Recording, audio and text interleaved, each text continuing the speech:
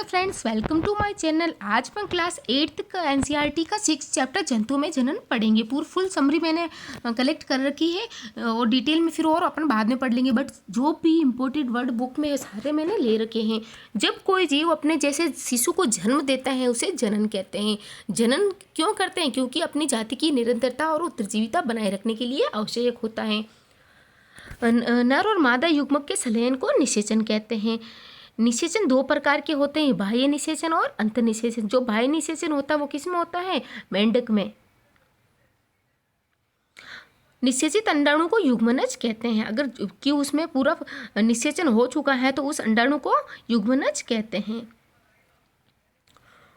कुछ स्त्रियों में फेलोपियन ट्यूब के अवरुद्ध हो जाने के कारण शिशु उत्पन्न करने में असमर्थ होती हैं। ऐसी स्थिति में जो भी होता है डॉक्टर वो ताज़ा अंडाणु और शुक्राणु एकत्र कर उसको उचित माध्यम में कुछ घंटों के लिए रखते हैं। इसे आईवीएफ बाह्य निषेचन कहते हैं।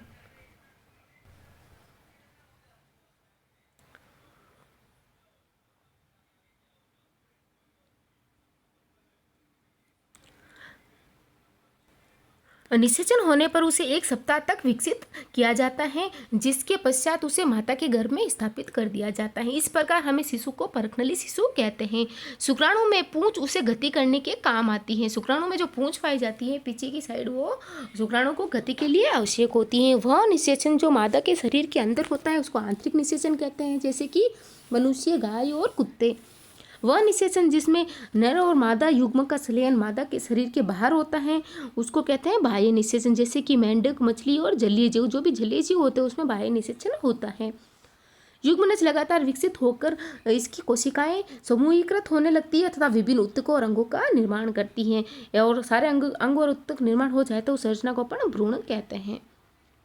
भ्रूण गर्भाशय की दीवार में रोपित होकर विकसित होता है। भ्रूण जब भी भ्रूण बन जाए तो उसको गर्भाशय के दीवार पर रोपित कर दिया जाता है। भ्रूण की वह अवस्था जिसमें सभी शारीरिक भागों की पहचान हो सके वो गर्भ कहलाता है। भ्रूण थोड़ा और बड़ा हो जाता है तो वो उसके पता चलने लग जाता है ये कान है, ये इधर हैर है, इधर नेल्स है, इधर हाथ है और इधर पैर है, तो उसे अब फिर अपन भ्रूण नहीं कहेंगे, उसको फिर अपन गर्भ कहते हैं। उसको जरायु जंतु क्या होते हैं? वे जंतु जो सीधे ही शिशु को जन्म देते हैं, और अंड प्रजक जंतु जो अंडे देते हैं। निषेचन के परिणाम स्वरूप युग्मनज बनता है। अपन को पता है कि नर और मादा के निषेचन से युग्मनज बनता है, जो बाद में विकसित होकर भ्रूण बनता है। पहले देखो, ये नर और मादा से युग्मनज बनेगा, युग्मनज से फिर भ्रूण बनेगा और भ्रूण से फिर गर्भ और फिर शिशु। जबकि गर्भ में सभी शारीरिक भागों की पहचान होती है। जो भ्रूण होता है उसमें शारीरिक भागों की पहचान नहीं है। जो भ्रूण होता है वो गोल गोल ही होता है, उसमें सिर्फ सेल का समूह बना हुआ होता है, उसमें अपनी शारीरिक भागों की पहचान नहीं कर सकते हैं। जबकि गर्भ में सभी शारीरिक भागों की पहचान होती है और फिर यह शिशु बन जाता है।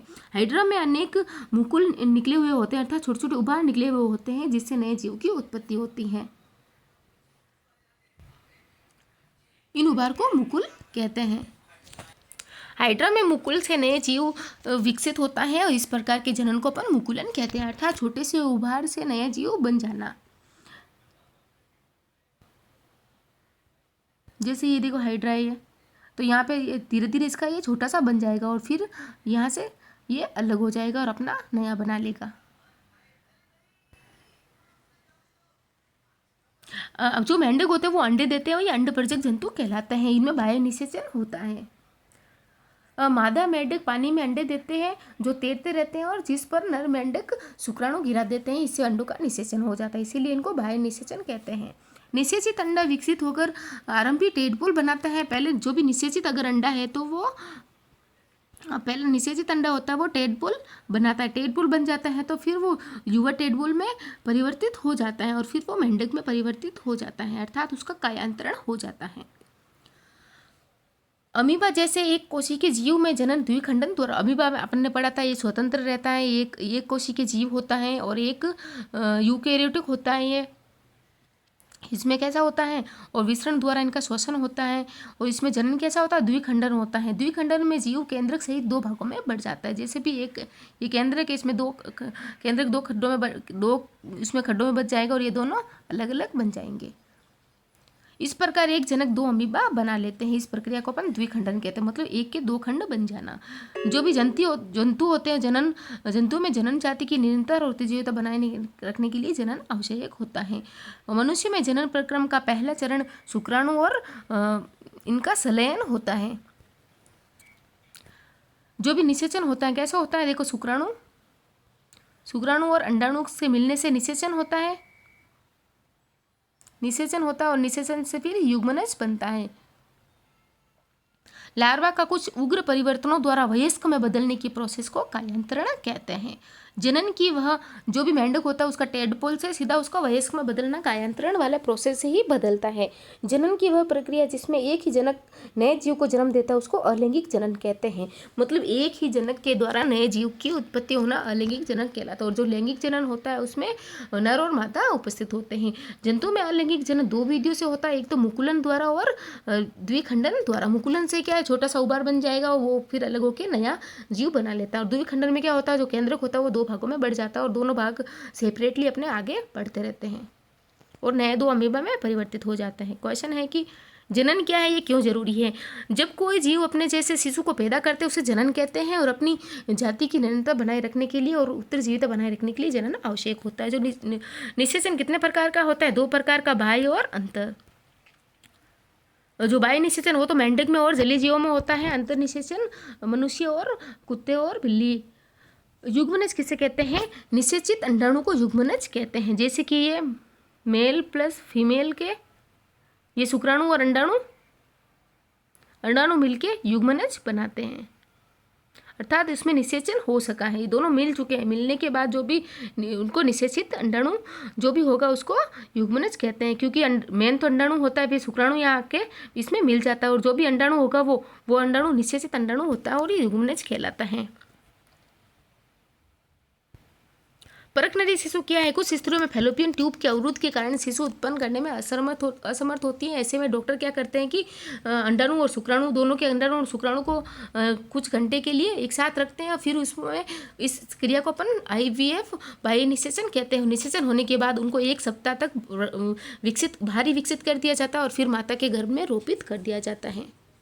शुक्राणु में पूंछ हो जो वो क्या काम आती है, शुक्राणु की पूंछ गति के लिए काम आती है। आंतरिक निषेचन क्या होता है, वह निषेचन मादा के शरीर के अंदर होता है, जैसे कि मनुष्य, गाय और कुत्ते।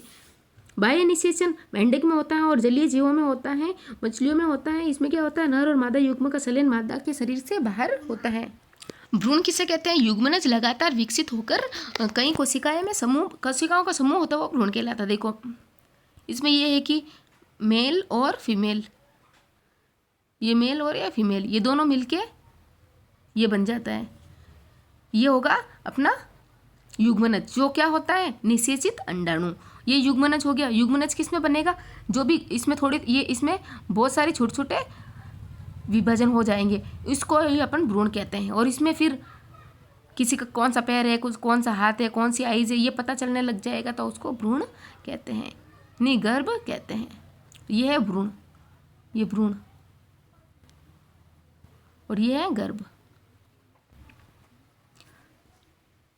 युग्मनज लगातार विकसित होकर इसकी कोशिकाएं समूहीकृत होने लगती हैं तथा विभिन्न ऊतकों और अंगों में परिवर्तित हो जाती हैं। इस विकसित हुई संरचना को भ्रूण कहते हैं। बट भ्रूण में शारीरिक अंगों की पहचान नहीं होती। भ्रूण कहाँ रोपित होता है, गर्भाशय की दीवार पे। जब भी भ्रूण बन जाए, अर्थात जब भी वो पूरा ऐसे कोशिकाओं में बदल जाए, भ्रूण बन जाता है, तो फिर इसको गर्भाशय के दीवार पे यहाँ पे रोपित कर दिया जाता है। ये गर्भाशय है पूरा। गर्भ किसे कहते हैं, भ्रूण का वह अवस्था जिसमें सभी शारीरिक भागों की पहचान हो सके। जरायु तंतु और अंडपरजक किसको कहते हैं, जरायु तंतु कहते हैं जो सीधे शिशु को जन्म देते हैं और जो अंडे देते हैं उसको अंडजनक। युग्मनज और गर्भ की दो विभिन्नताएं बताइए। निषेचन के परिणाम स्वरूप युग्मनज बनता है जो बाद में विकसित होकर भ्रूण बनता है। इसमें शारीरिक अंगों की पहचान बिल्कुल नहीं की जा सकती। क्यों, क्योंकि ये तो छोटी छोटी कोशिकाओं का समूह होता है, जबकि गर्भ में सभी शारीरिक भागों की पहचान की जाती है। क्योंकि वो भ्रूण से नेक्स्ट स्टेप में शिशु में गर्भ होता है, भ्रूण से नेक्स्ट स्टेप होती है गर्भ की, जिसमें उसमें थोड़ी शारीरिक अंग विकसित हो चुके होते हैं।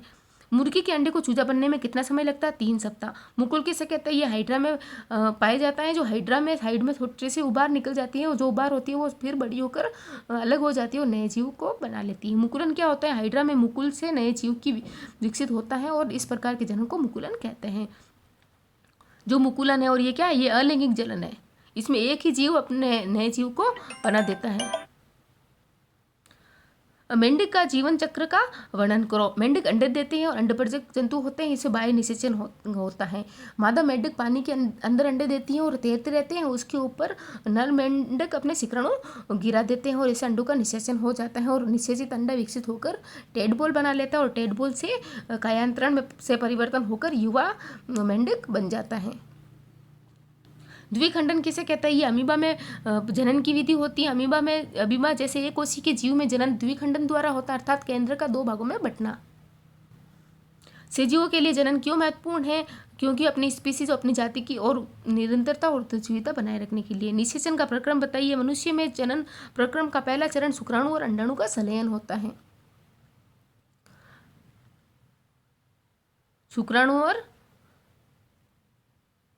शुक्राणु और अंडाणु का संलयन से ये बन जाता है अपना निषेचित अंडाणु। ये इसको युग्मनज भी कहते हैं।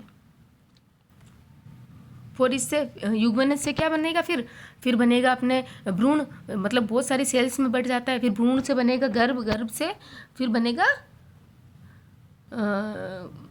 शिशु। युग्मनज और गर्भ में विभिन्नताएं अपन ने पढ़ ली। मादा में के किस जनन अंग के द्वारा भ्रूण का रोपण होता है? जो अपन को पता है, जब भी भ्रूण कोशिकाओं में बढ़ जाता है, ऐसे सेल्स में, बहुत सारे सेल्स में बढ़ जाता है, भ्रूण में कोशिकाओं समूह बढ़ जाता है, तो उसको गर्भाशय में यहाँ पे रोपित कर दिया जाता है। कायांतरण किसे कहते हैं?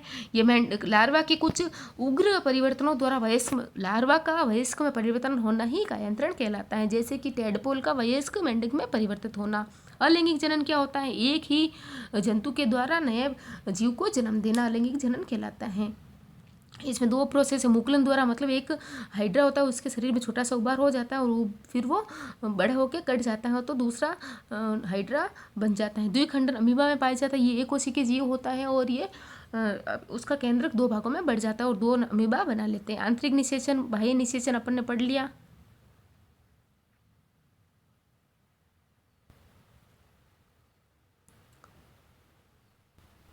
Okay, thank you.